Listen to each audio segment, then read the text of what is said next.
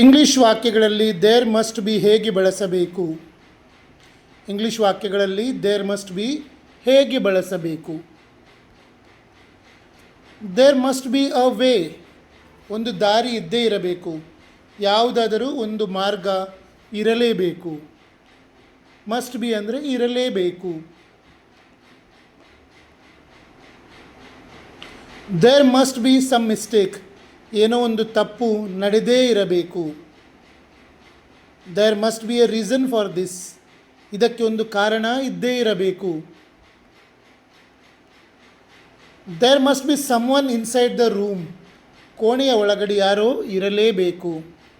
There must be a hospital nearby, ಹತ್ತಿರದಲ್ಲಿ ಎಲ್ಲಾದರೂ ಒಂದು ಆಸ್ಪತ್ರೆ ಇರಲೇಬೇಕು.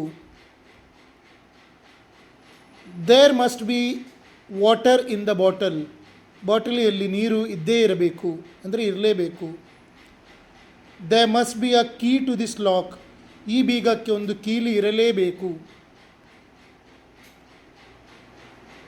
There must be another alternative, ಮತ್ತೊಂದು ಪರ್ಯಾಯ ಇದ್ದೇ ಇರಬೇಕು ಅಂದರೆ ಇರಲೇಬೇಕು. There must be a network problem, network ಸಮಸ್ಯೆ ಇರಲೇಬೇಕು. There must be a simple solution to this, ಇದಕ್ಕೊಂದು ಸರಳ ಪರಿಹಾರ ಇದ್ದೇ ಇರಬೇಕು. There must be more information about it, ಅದರ ಬಗ್ಗೆ ಇನ್ನೂ ಹೆಚ್ಚಿನ ಮಾಹಿತಿ ಇರಲೇಬೇಕು. ಯಾರಿಗಾದರೂ ನನ್ನ ಟೀಚಿಂಗ್ ಮತ್ತು ರಿಸರ್ಚ್ ಇಷ್ಟವಾದಲ್ಲಿ ನನ್ನ ಪೇಜ್ ಫಾಲೋ ಮಾಡಿ ಮತ್ತು ಶೇರ್ ಮಾಡಿ. ನಿಮಗೆ ನನ್ನ 3 ತಿಂಗಳ ಕಂಪ್ಲೀಟ್ ಸ್ಪೋಕನ್ ಇಂಗ್ಲೀಷ್ ಕೋರ್ಸ್ ಮಾಡಲಿಕ್ಕಿದ್ರೆ ಅದನ್ನು ನಾನು ನಿಮಗೆ ನಿಮ್ಮ ವಾಟ್ಸಪ್ ನಂಬರಿಗೆ ವಿಡಿಯೋಗಳ ಮೂಲಕ ಕಳಿಸ್ತೇನೆ. ದಿನಕ್ಕೊಂದು ವಿಡಿಯೋ ಕಳಿಸ್ತೇನೆ, ಅಂದರೆ ದಿನಕ್ಕೆ ಒಂದು, ಅಂದರೆ ಪಾಠ 1, ಪಾಠ 2, ಪಾಠ 3 ಹೀಗೆ 3 ತಿಂಗಳು ಕಂಟಿನ್ಯೂಸ್ ಕಳಿಸ್ತೇನೆ. ಆ ವಿಡಿಯೋದಲ್ಲಿ ನಿಮಗೇನು ಹೆಚ್ಚಿದ್ದೇನು ಮಾಡಲಿಕ್ಕಿಲ್ಲ, ನೀವು ಕೇಳುವುದು ಮತ್ತು ರಿಪೀಟ್ ಮಾಡುವುದು. ನಾನು ಪ್ರತಿ ವಾಕ್ಯವನ್ನು ಅಥವಾ ಪ್ರತಿ ಸಂದರ್ಭವನ್ನು 2 ಸಲ ವಿವರಿಸಿರ್ತೇನೆ. ನೀವು ಅದನ್ನು ಕೇಳಿ ನನ್ನ ಜೊತೆ ರಿಪೀಟ್ ಮಾಡ್ತೀರಿ. ಪುನಃ ಆ ವಿಡಿಯೋವನ್ನು ಒಂದು 4-5 ಸಲ ನೋಡಿ ಒಂದು 8-10 ಸಲ ರಿಪೀಟ್ ಮಾಡ್ತೀರಿ. ಹಾಗೆ ನೀವು 1 ಗಂಟೆ ಡೈಲಿ ಪ್ರಾಕ್ಟೀಸ್ ಮಾಡಬೇಕು. ಈ ಥರ ದಿನ 1 ಗಂಟೆ 3 ತಿಂಗಳು ಸತತವಾಗಿ ಪ್ರಯತ್ನ ಮಾಡಿದರೆ ನಿಮಗೆ ಖಂಡಿತವಾಗಿ ಇಂಗ್ಲೀಷ್ ಬರ್ತದೆ. ನೋಡಿ, ನಿಮಗೆ ಇಂಗ್ಲೀಷ್ ಬರುವುದಿಲ್ಲ ಅಂತಲ್ಲ, ನಿಮ್ಮಲ್ಲಿ ಹೆಚ್ಚಿನವರು ಗ್ರ್ಯಾಜುಯೇಟ್ಸ್ಗಳು SSC PUC ಅಂತೂ ಮಾಡಿ ಇರ್ತೀರ.